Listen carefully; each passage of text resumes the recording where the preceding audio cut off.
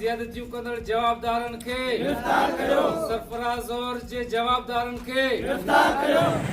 मीरपुर बटोरो ॿारनि सां थींदड़ जिंसी ॾाढे ख़िलाफ़ सुजाग ॿार तहरीक अवामी तहरीक पारां प्रेस क्लब आॾो एहतजाजी मुज़ाहिरो कयो। प्रेस क्लब आॾो एहतजाजी मुज़ाहिरो जिंसी ॾाढाई में मुलवस जवाबदारनि खे सज़ा ॾियण जो मुतालबो। उन मौक़े ते अवामी तहरीक जे अॻवाननि एहतजाज कंदे चयो त मीरपुर बटोरे में नाए क्लास जे शागिर्दनि सरफराज़ ज़हूर सां शर्मनाक वाक़ियो पेश आयो आहे, जंहिंसां चइनि जवाबदारनि गैंग रेप करे संदसि वीडियो रिकॉर्डिंग करे इंसानियत जो कंधु शर्म खां झुकाए छॾियो आहे।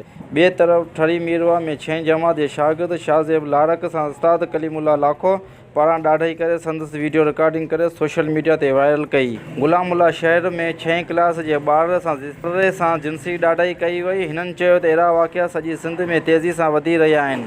उन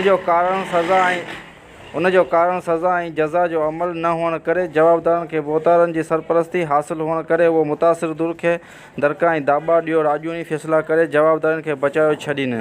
उन करे वेशियत ऐं दहशत में ॾींहों ॾींहुं वाध अची रही आहे। हिननि इला अख़्तियारनि खां मुतालबो कयो आहे त नोटिस वठी ॿार सां थींदड़ जिंसी ॾाढाई ख़िलाफ़ कानून पास करे मुलवस जवाबदारनि खे सज़ा ॾिनी वञे। रिपोर्ट अशरफ चांडो, शाहीन न्यूज़, मीरपुर बटोरो।